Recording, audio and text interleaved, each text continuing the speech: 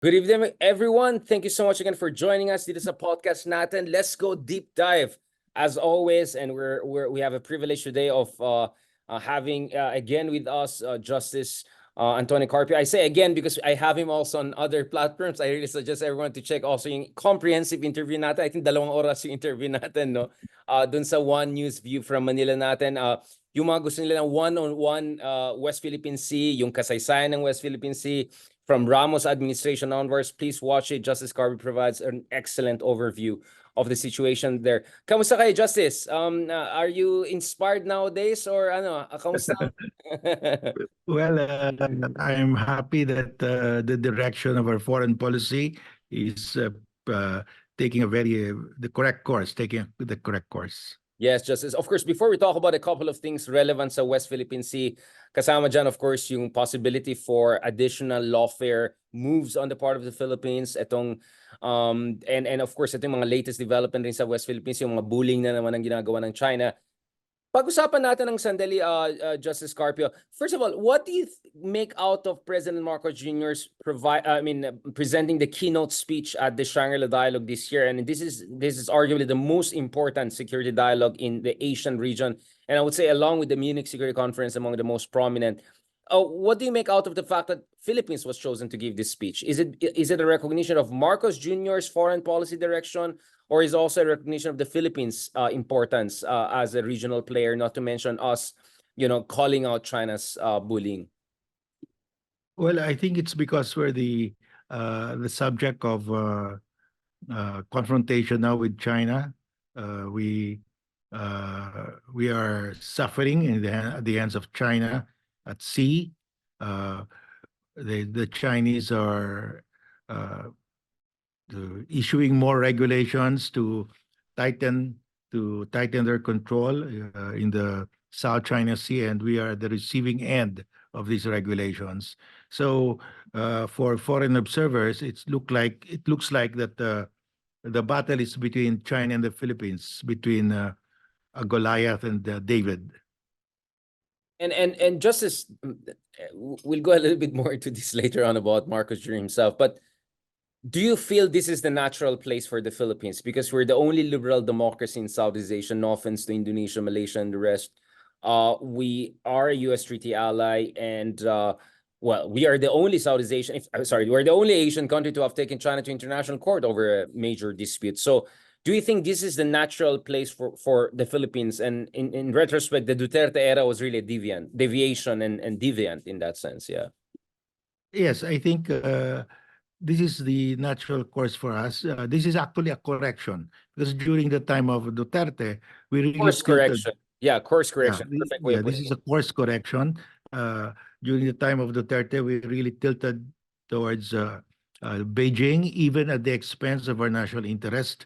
But now we're making a course correction, and that is why Beijing is very mad, very angry at us, because we have decided to look at our national interest first.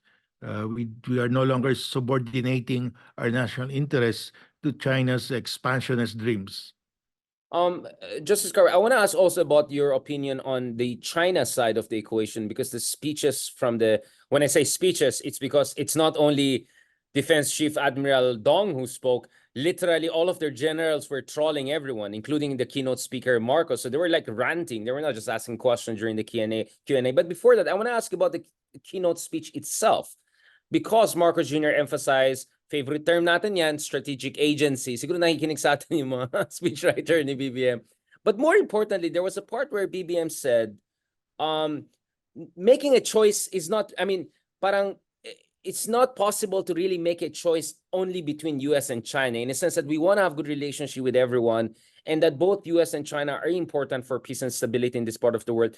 Do you think that was also a way of us saying to the rest of ASEAN na hindi naman kami nandito na team US versus team China? We're still an ASEAN country. We want to hedge. We want to have good relationship. Except China is forcing our hand. Do you think it was important for BBM to say that side? Kasi para hindi tayo lumabas na outlier in ASEAN. Yeah, I think not only he was addressing not only ASEAN but also China, that we are not really we don't want to fight China. I mean, nobody wants to fight China. We are just defending our own territory and maritime zones. Want to continue trading with China, and we're trying to isolate this maritime and territorial dispute uh, from our trade and economic relations with China as far as we can. No? So we're sending a message to China that what we are not really taking sides here. We're just defending our own interests. And Justice, what do you make out of the speech by Admiral Dong of China, where he said, "Our patience is not unlimited"? You think that was a not so veiled warning that they may resort to kinetic action dito sa West Philippine Sea? Or what's going on there? Empty talk lang ba to? Well, that's part of their strategy of intimidation. It's continuing. China intimidates us by sending its big warships to our economic zone, and also intimidates us in words, like what this general said at the Shangri-La Forum. I mean, our patience is not unlimited. But they've been threatening us before. They would say that there will be war. Even Duterte conveyed it to us. But that's part of their strategy. If you fall for this intimidation, you lose, as I keep on saying. We just have to look at their strategy, and their strategy is to intimidate. Right. So what you're saying is wag natin seryosohin masyado itong mga veiled or not so veiled threat ng China dahil ano lang, psychological warfare lang ito. Hindi ito nakakabahala in a sense na baka desperado ng China at baka gagawa sila ng kalokohan. No, I think China knows that we have a mutual defense treaty with the U.S. The last thing they would want to do is to give the U.S. an excuse to intervene in the South China Sea dispute. And in the three warfare strategy of China, it's very clear. Their plan is to win the South China Sea without firing a single shot. That means they will use intimidation, and they're ratcheting up they're increasing their intimidation because we refuse to be intimidated.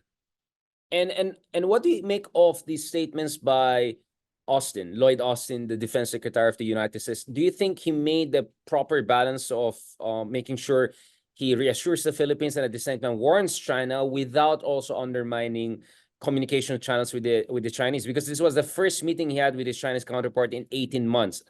I mean, ibang tao na to in charge. Nakatatlong reshuffle na yung defense ministry nila by this time.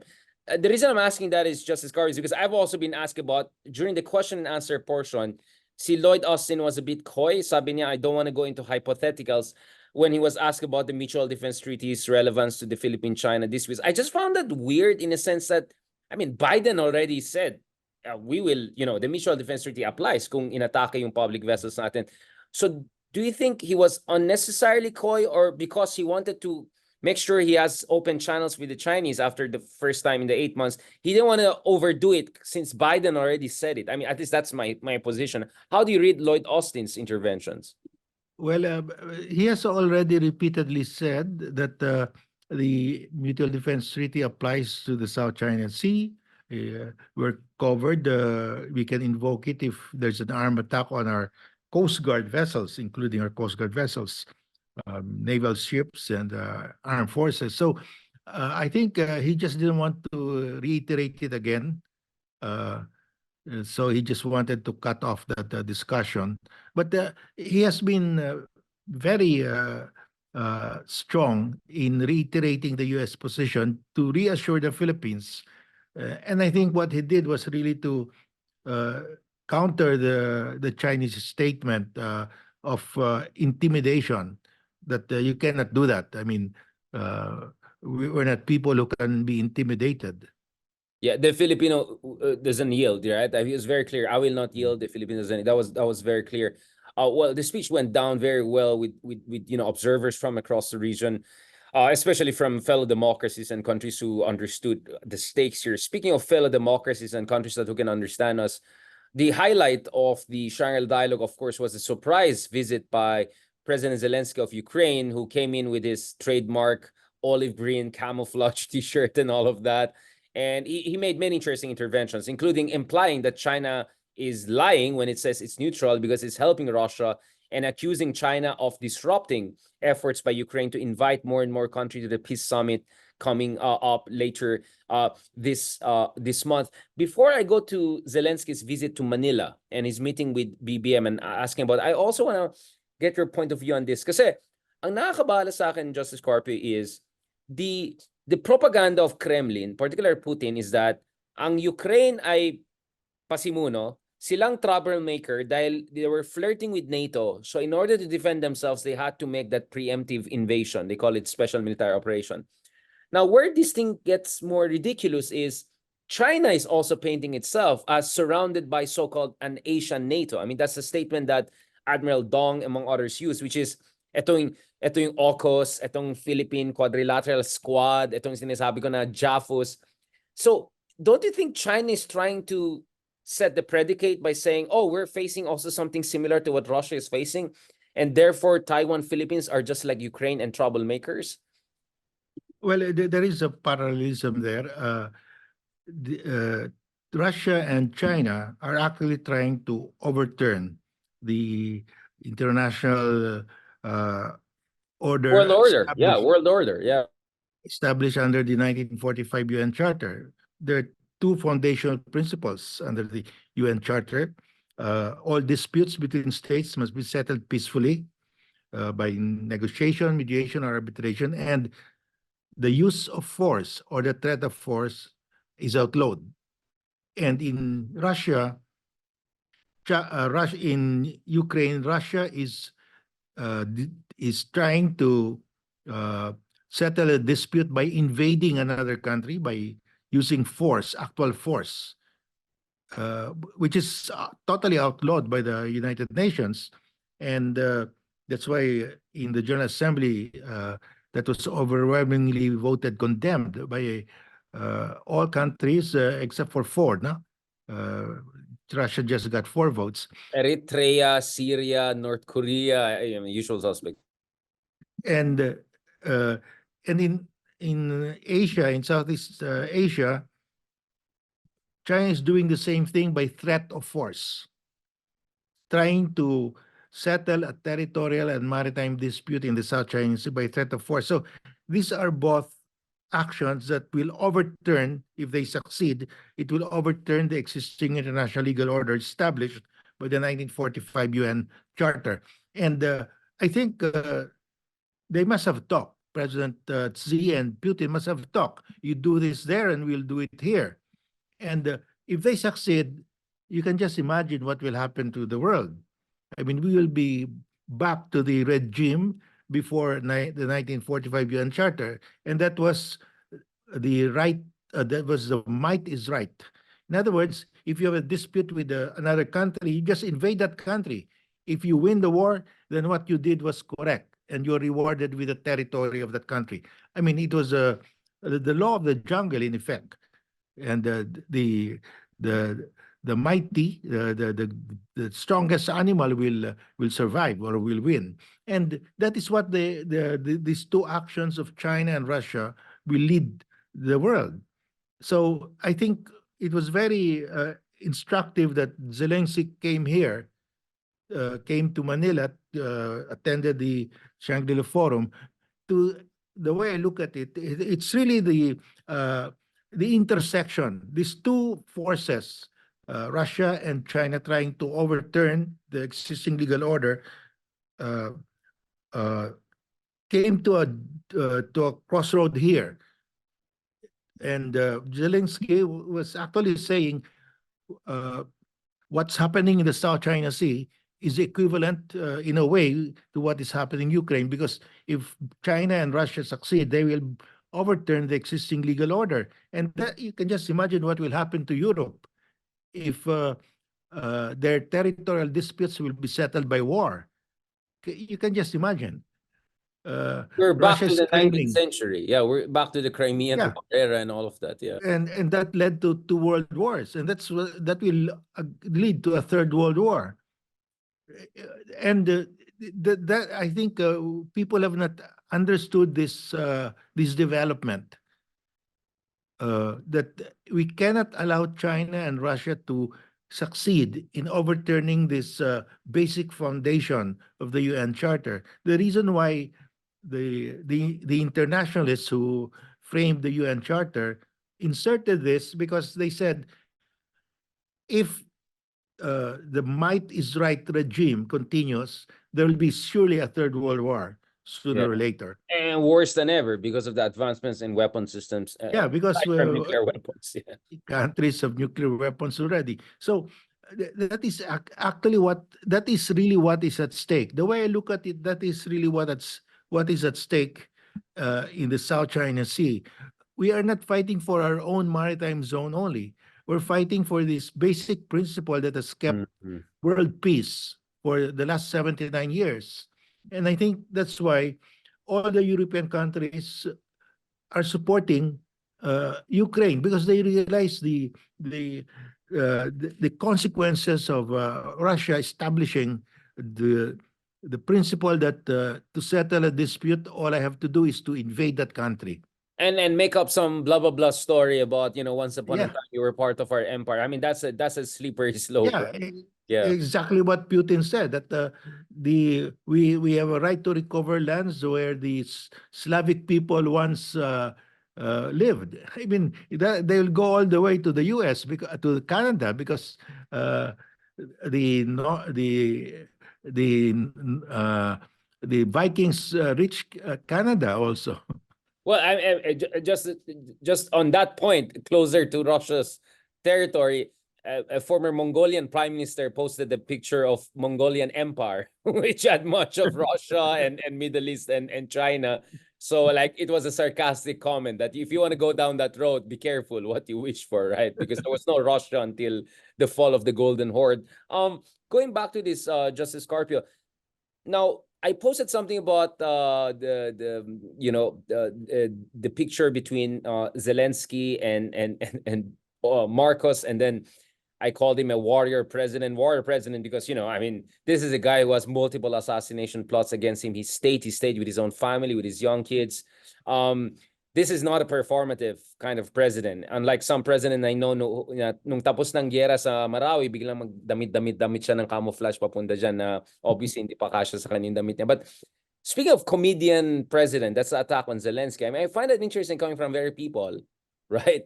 Whose idol is former President Duterte, who showed no backbone whatsoever in standing up to China, the power that is actually bullying us, not the United States, not the Western powers.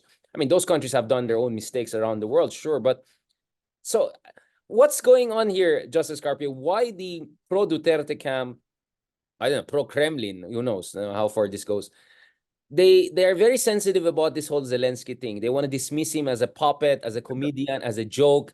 Parang sabi nila, ito na yung picture ng dalawang puppet ng West, si BBM, anak ng dating dictator, ito naman bagong dictator. I mean, what's going on there? Do you think it's because they're triggered, they're worried, or they're just useful idiots, as the Soviets would put it? What's going on here? Yeah, it's really difficult to understand why they're so mad at the visit of Zelensky here, and I really cannot understand that why suddenly they've become so mad. But you know, between Zelensky and Putin, you understand who is the murderer and who is not, who is the law-abiding citizen there. I mean, if there is any comparison, it's Duterte and Putin because they've been responsible for the killing of their own people. And Duterte called Putin invariably as his ultimate idol, his everything, right? Protect me, blah blah blah. So, wow. But it's also that, so the National Democratic Front also released a statement a while ago. An editor of mine, because I was writing an article and this forwarded to me. I mean, I usually do not pay attention to press releases by NDF or those types of people. Just to read what they said, it's along the lines of, I want to read it directly because I find it's very interesting, to put it nicely, Justice Carpio. So ang statement po ng National Democratic Front is, Zelensky's visit is part of U.S. design to portray Marcos Jr. as new poster boy for war versus China. First of all, it's a very long title. I don't think basic journalism tells you to write titles like that. Just the first paragraph, please bear with me, folks. Ukrainian President Volodymyr Zelensky's recent visit to Malacanang is part of U.S. imperialist war designs to portray Marcos as a new poster boy for its proxy war versus China. The Marcos Jr. media stunt exposes U.S. imperialism use of puppet regimes such as the Philippines and Ukraine to advance its geopolitical ambitions. By aligning Marcos Jr. as a parallel of Zelensky, the U.S. is positioning the Philippines as a key player in its broader strategy to counter its, in fairness, imperialist rival China. So that's the only difference with the DDS camp, because the DDS camp will never call China imperialist. But at least these guys had the decency to accept China is also imperialist. Yeah. Well, I think the parallelism that strikes me is that Ukraine is a victim of an actual use of force. Is the victim of an actual invasion in violation of the UN Charter. The Philippines is a victim of a threat of force, which is also in violation of the UN Charter. And both countries are huge. They are nuclear armed powers trying to bully non-nuclear armed countries. And that's the parallelism that I see here. And Ukraine is in the forefront of defending the UN Charter's foundational principle. We are also in the forefront of defending the UN Charter's foundational principle. That should be the comparison. Not that we are defending our own Puppet regimes territory and now. maritime zones, not because we are being instructed by any imperial power. It's our own agency. We have to defend our own territory. I mean, with or without the US, we have no choice but to defend our own territory and maritime zones. I mean, ano bang gusto nilang mangyari na we'll kick out the Americans and then fight with China on our own alone and then rely on a completely useless ASEAN on this issue? I mean, I don't know in which universe do these people exist, but I mean, we can say everything about the US imperialism and all, but clearly it's not US who's trying to occupy West Philippine Sea, etc. And to equate EDCA bases with US occupation of the Philippines, I mean, that's quite an interesting, I don't know, parallelism, if they want to put it, or stretch, some would say. I mean, what's going on there, Justice Carpio? What's your read of that? Well, they really don't have any argument anymore except those specious positions that they're putting up. You know, we kick out the Americans, and what happened? Without any American base, without any American uh, EDCA site, China seized Mischief Reef, and China also seized Scarborough Shoal. So the Americans had nothing to do with that. When we were totally defenseless without an American presence here, the Chinese invaded us because Scarborough Shoal is territory. When they took that over, that was an invasion. Siguro one argument they could make is, oh, you know, China is getting some small islands there, but we're giving the whole Cagayan and you know, all those. Maybe that's their stretch argument too, right? I mean, what's going on here? Well, just a speck of stone above water high tide generates a 12 nautical mile territorial sea. The radius of that, the area of that is as large as twice as large as Metro Manila. It's a huge area in terms of territorial sea. So, and China can always build there another artificial island if they want. And that would bring China very close to us. Oh, especially if they occupy Taiwan. I mean, if they invade Taiwan, they're really close to us in a huge island, right? Our entire northern perimeters will be exposed. But just sorry if I'm pushing you on this, but patulan natin for the sake of it. So the argument I also hear from that side, not the DDS side, but the leftist side or supposed leftist side, is that ang problema is you cannot talk about the Philippine Strategic Agency dahil yung mga liderato natin ay puro mga tuta. Parang, oh, maasa ka kay Marcos to reassert Philippine sovereignty. What strategic agency you're talking about? So, Jessica, what would you say to that argument that we don't have an elite which can stand up to the US and make sure we leverage the alliance without ending up as American proxy or puppet or something like that? What do you say to that argument? Well, when China seized the Scarborough Shoal on our own, we went to The Hague. We filed the arbitration case. The Americans didn't even know about it. We kept it away from the Americans because we didn't want anything to leak. And we were very careful that we did not uh, alert the Americans that we were about to file. They didn't. In fact, they discouraged us. They were not too happy about that. So I mean, we did that on our own. And the Americans don't have any influence there. They're not even a member of UNCLOS.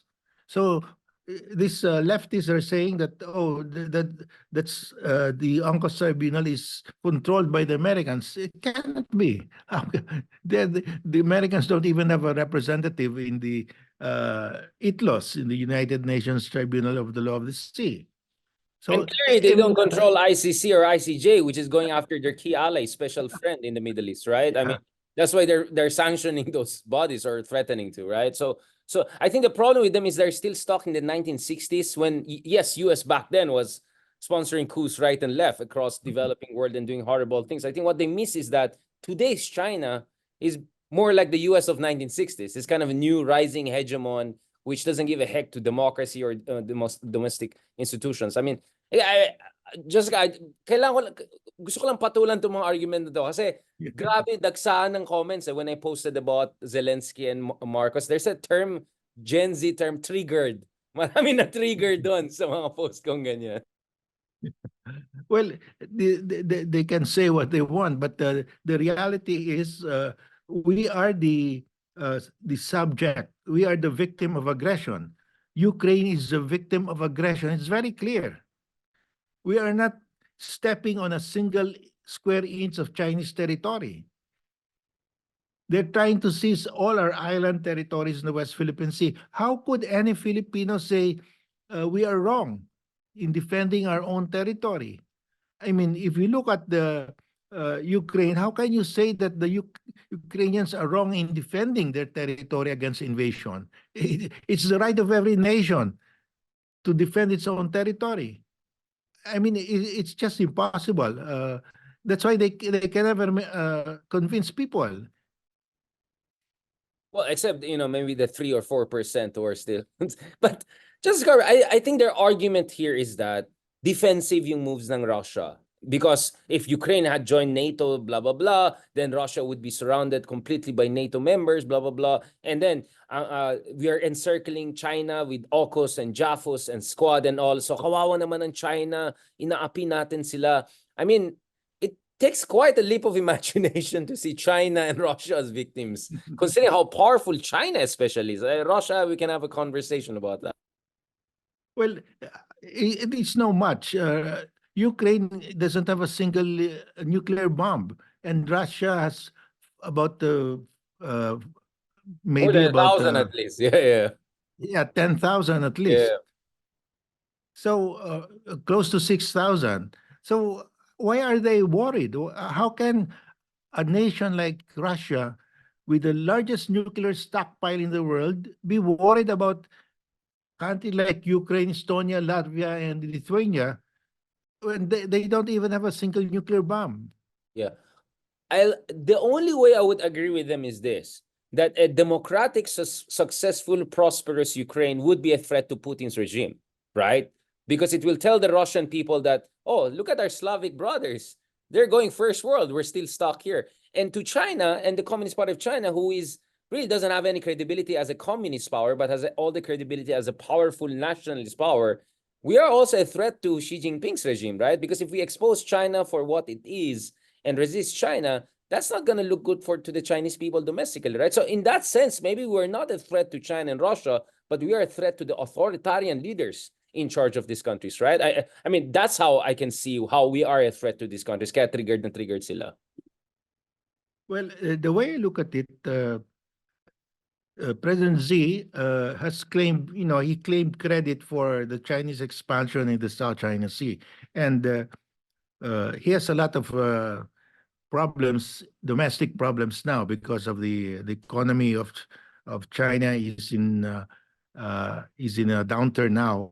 A lot of people unemployed. Their youth, huge army of young Chinese are unemployed. So They even how do stop you? releasing. Sorry, Jessica, forget. Just for people to realize, the Chinese National Labor Statistics Office has stopped releasing data on youth unemployment. It's so Yeah, bad, that's they right. just don't want to release anymore. That's how bad the situation is. Yeah. Yeah. So how do you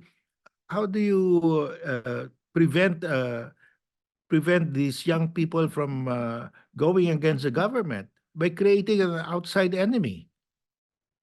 That's I think that's what President Xi is doing. But that's why, Justice Carpio, I ask you, hindi ba nakakabahala na parang they're kino-corner na nila yung sarili nila? I mean, aren't you worried that China might end up, again, just to be clear, I'm not fear-mongering here. I'm not trying to amplify pero minsan din napapaisip ako, baka naman maging desperado na itong China na to eh. Kasi, di ba, they created their own problem. They demonized everyone else nag-stand up sa kanila, and then they create this notion na sa kanila lahat tong West Philippine Sea at South China Sea. And now, they're hitting a wall. That's why I'm saying, hindi ba nakakabala na they might end up doing something funny?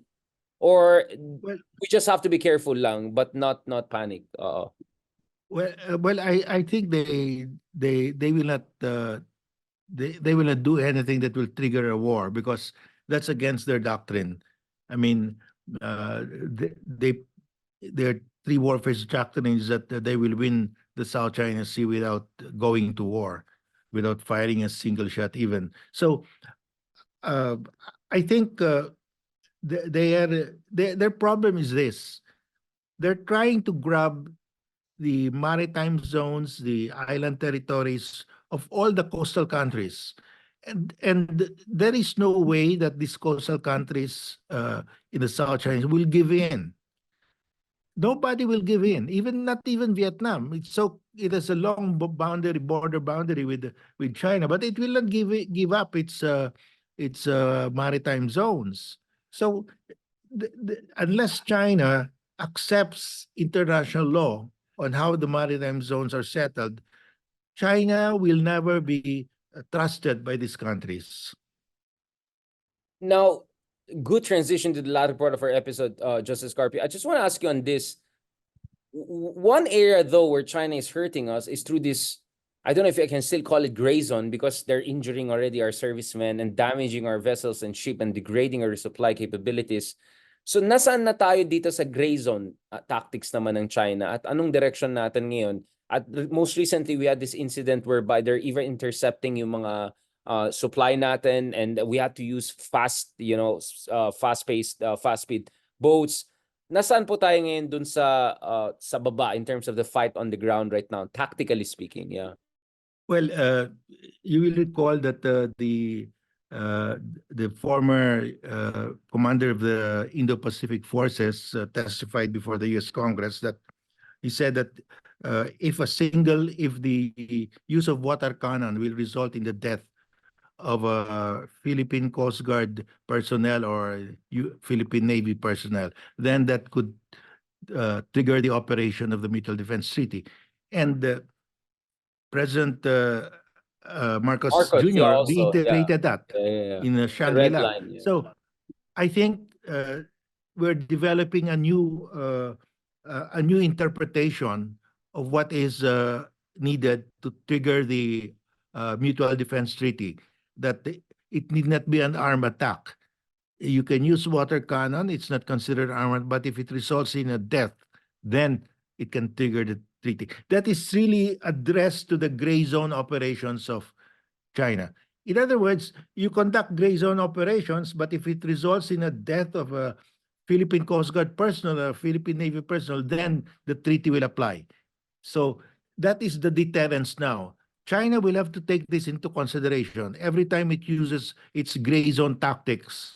They will have to be careful that a Filipino Navy or Coast Guard personnel will not die, and so they will have to be careful.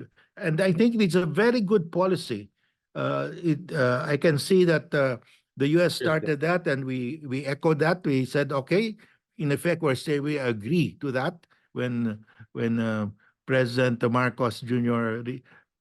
Mentioned that in the Shangri-La speech. No, so We are addressing the gray zone Mm, tactics in that interesting. way. So what you're saying is that now we have moved into an output rather than modality-oriented understanding of the parameters of mutual defense treaty, right? Because when you talk about gray zone, it's really modality, right? Na hindi ka Yeah. gumagamit ng naval firepower, you're just using your, I don't know, Coast Guard, whatever. But now, ang sinasabi natin is, wala akong paki anong ginagamit mo if you end up killing someone belonging to the Philippine Armed Forces or using a public vessels, then you're gonna so this is a radical reinterpretation, right, of the parameter, Yes. in a Yeah. sense I that see it. we're allowing them not to use the modality self if effacement. Yeah. We're looking at the output here. Very good Yeah. point, Justice Carpio. I agree with you on. Yeah. This will really address the gray zone tactic. This will address because they will be careful in firing the water cannon now. That water cannon is a very strong pressure. When it hits your chest, you could die. So they will now be very careful. Yeah, I mean, I mean that's why I asked the Commodore Trinidad. I mean, if this was a punching power, is this Tyson or Pacquiao? He said the two combined, and we know that Tyson alone could kill people with a punch, right? So imagine Tyson and Pacquiao together, right? So that just tells you that masyadong limited kung titignan lang natin ano yung ginagamit ng China. Dapat titignan din natin yung epekto nito. Ay, Yes, that's correct. pumapatay ito ng mga Pilipino or something like that. So now you're telling China, oh, be careful with what you're doing here, because I know you have been playing around the law. You're looking at the gray zone in the law, but we're also looking at the effect of what you're doing. So if something goes wrong here, it's on you. Even if may palusot ka na hindi ka gumagamit ng firepower or military in a strict sense of the word. That's a very good point. And do you think we will see indications that China is going to recalibrate in the coming months? Because Yeah, there's another angle. Just sorry, the other angle I'm hearing is, eto na, Baguio season na. May excuse ng China na hindi na maghanas dyan. yeah. Well, that's why I'm I'm looking at what China will do now because they've been warned already by the U.S. and by the Philippines, and this is now official reinterpretation of the Mutual Defense Treaty when it will be triggered. And I think this is a very good deterrent to the gray zone tactics of China. Thank you for that. And I'm hopeful that China will be rational enough to see the wisdom of not continuing with its current course. What is the reasonable de-escalation you can see here? Because President Marcos Jr. is also indicating, and this is the context that, also of our conversation before this episode off the record, was etong threat for the Philippines to go for additional legal warfare. For President Marcos Jr. to talk about relevant provisions of international law, treaties, even historical maps, etc., which I think is something that went down with you, Justice Carpio. So pasado sa Carpio index, right? Can you tell me a little bit about that? Well, you know, the Chinese have said repeatedly, you go to their website in the local in the local embassy of China and their foreign ministry, and in their submission to the arbitration in The Hague, they said Philippine territory is governed by 3 treaties, and all islands outside the Paris Treaty lines do not belong to the Philippines. Because that said that is your treat, those are the treaties that regulate. Mali sila eh. Because the Treaty of Washington says any and all islands belonging to the Philippine archipelago lying outside the lines were also ceded to the US by Spain. But the problem is our own public intellectuals in the Philippines, like Stelito Mendoza, he wrote an article in the Philda Journal that Philippine territory is limited to the islands within the Paris Treaty lines. And this was echoed by Dean Father Bernas of the Ateneo Law School, and also lately by sent by Senator Enrile, who's now the Presidential Legal Counsel. And that's why the Chinese have been saying, oh, Philippine territory is limited to the islands within the treaty lines, which is factually, legally, and historically false, wrong. Mali So, din tayo on our side. So we have to call that out. Thank you for calling it out. yeah, that's why I've been saying our narrative is completely wrong. We have to be on the same page. We must know what's our narrative, and that is why I've been giving lectures on this, that we have to correct this. I call this the greatest misconception in Philippine history, that Philippine territory is limited to the treaty lines, to the islands within the treaty lines of Paris. That was exactly uh, uh, altered, amended by the Treaty of Washington of 1900, 2 years after the 1898 Treaty of Paris. They amended it, and to say that it also included, because when the Americans arrived in the Philippines, they found out that there were many islands of the Philippine archipelago lying outside the lines. And in Cebuto, Cagayan de Sulu, the Spanish garrisons, they refused to vacate because they said we're outside the treaty lines.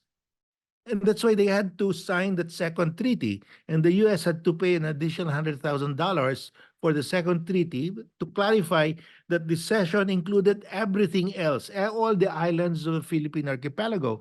And if you look at the map of 1734, the first official map of Philippine territory under the Spanish regime, Scarborough Shoal and the Spanish are part of Philippine territory until the last official map of 1875. The last official map of the Right. Philippine territory under the Spanish regime was the 1875 Carta General, the Archipelago Filipino, map of the Philippine archipelago. And it shows there Scarborough Shoal, very clear, Scarborough Shoal.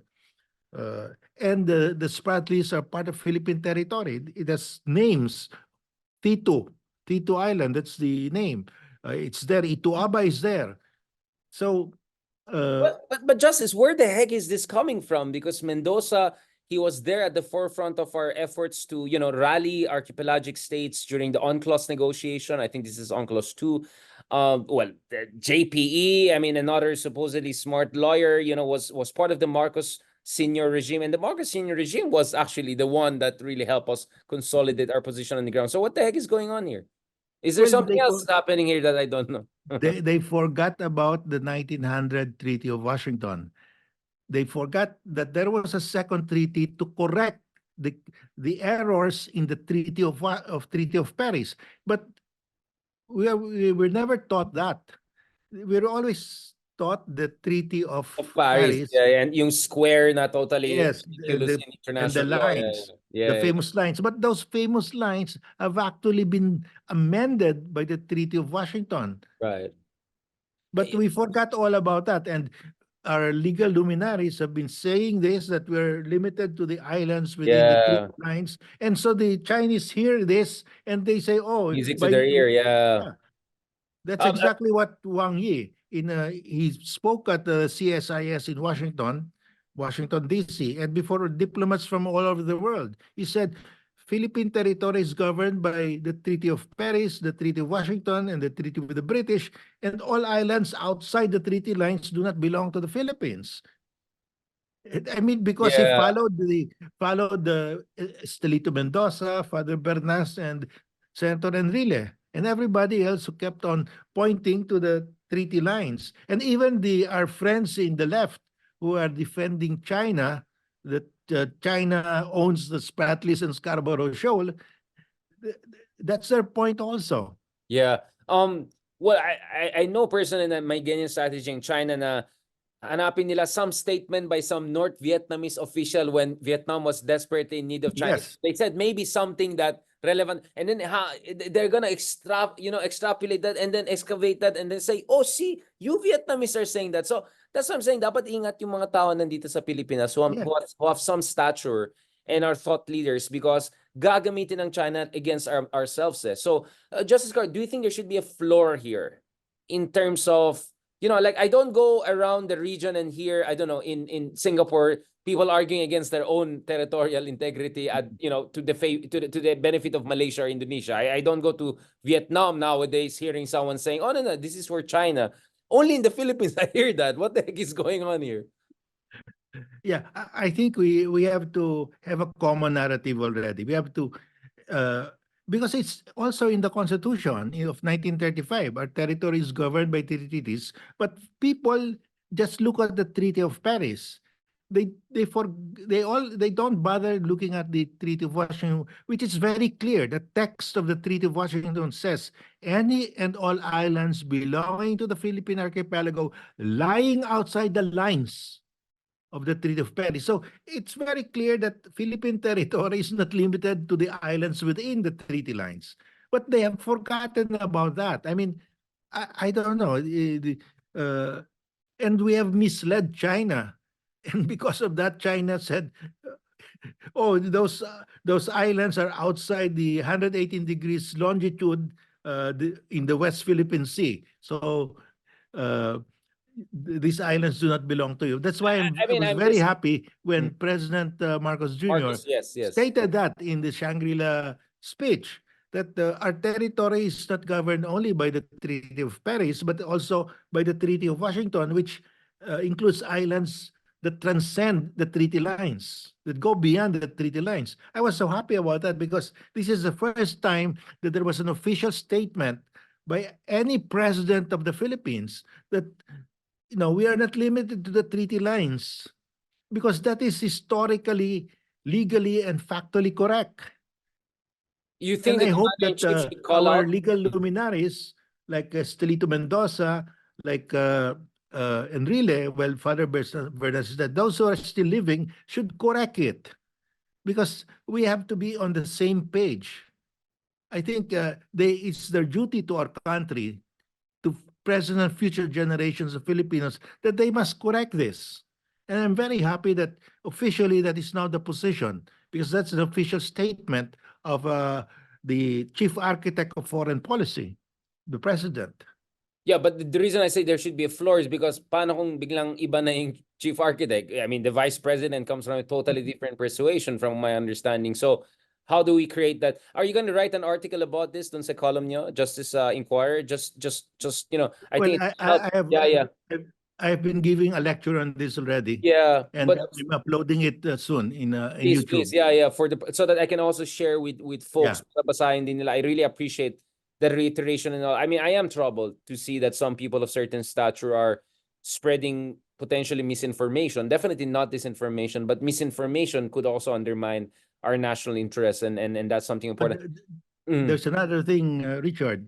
Our Yes. friends in the left are saying that uh, that the Japan Taipei Treaty of 1952 awarded the Paracels, the Spratlys, and Scarborough Shoal to China. There's no such thing because the Treaty of Taipei came 1 year after the Treaty of San Francisco. The main treaty was the San Francisco Peace Conference Treaty, where the motion of the USSR to award the Paracels and Spratlys to China was defeated overwhelmingly by 46-3, I think. So in the final text of the Treaty of San Francisco, they said uh, Japan renounced its claim to the Spratlys and the Paracels, period. There was no Yeah, award. no handing over to China or anyone else. Exactly, And, you're right. Tama lang yung first part, but there's no and, misinformation na yan. Yeah, yeah, yeah. and in the Treaty of Taipei 1 year later, because China was not represented in the San Francisco Peace Conference because there was a civil war. But the Americans told the Japanese, you have to sign a separate treaty with the Republic of China in Taiwan, in Taipei. So they signed, and that treaty says, in accordance with the Treaty of San Francisco of 1951, the Japan renounces its claim to the Spratlys and the Paracels. Period. There was no award, Yeah. and the Japan could not have given the Spratlys and the Paracels to Taiwan because it already renounced its claim 1 year earlier. I don't know why Filipinos keep on saying that in the Treaty of Taipei, Japan awarded the Paracels and the Spratlys to China. It's really a complete nonsense. It's totally contrary to the facts and the law. Yeah, that's what I'm saying. Talagang kailangan natin, we have to fight strongly against misinformation and disinformation on this, because the Chinese keep on relitigating this case, right? Going back to it, distorting things, kind of like Trump relitigating his own case recently.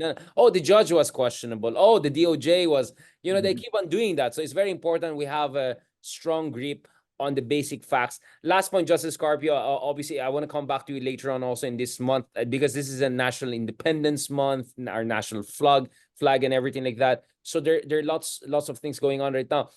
Let me ask you, Justice Carpio, nasaan ulit si Kibuloy? Just kidding. Justice Carpio, what do you think should happen? I mean, finally, we have a president again who's saying sensible things, right? He's Ferdinand Marcos Jr., so obviously my baggage dyan. Finally, the Philippines is making a strong stance on this issue. But obviously, you need a whole of nation approach, right? If the Philippines wants to stand a chance in the West Philippine Sea, and also as a rising middle power in the 21st century. What do you want to happen in the Philippines in the coming years, Justice Carpio? Ano mga mga kailangan gawin?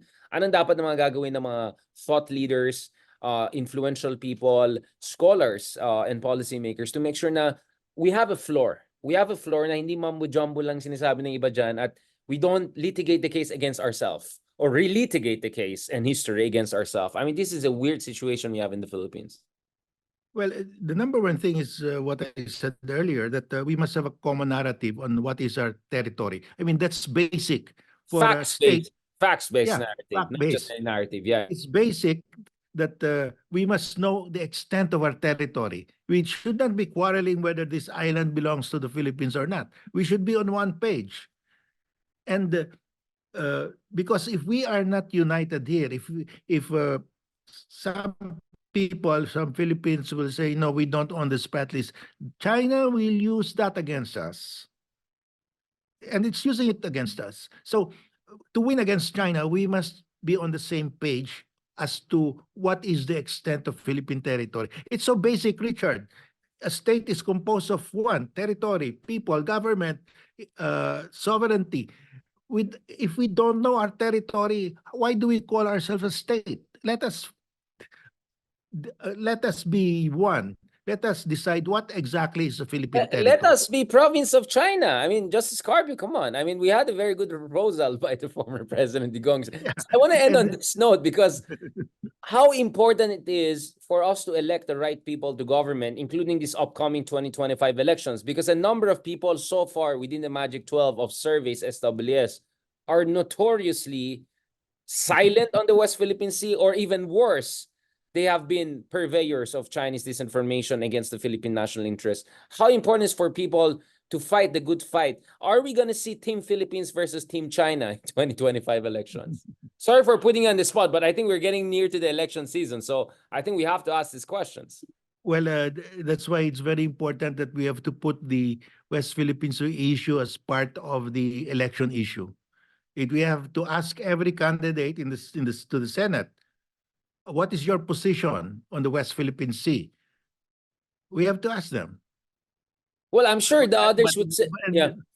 But we have to be careful. Somebody might say, oh, I will ride a jet ski and I will plant the flag and I will challenge the Chinese guard to a duel. I mean, we have to be careful with people like that.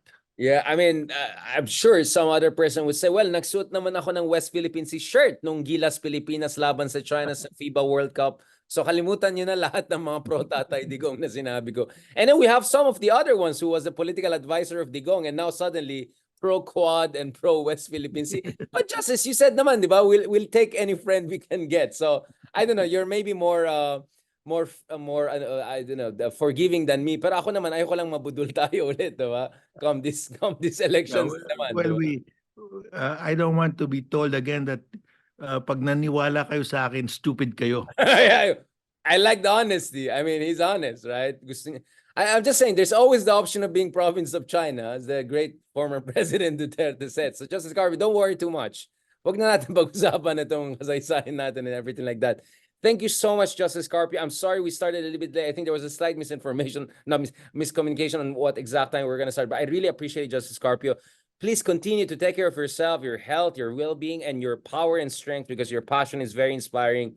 And I'll tell you, Justice Carpio, I think people really appreciate also this more casual side of you, kasi parati nila nakikita yung very, juridically appropriate version. So please keep your humor also, Justice Carpio. Mabuhay po kayo, and thank you so much, and hope we can have you back soon on our Sure, different anytime, platforms. Richard. Yeah, thank you also, Richard. Thank you to our viewers.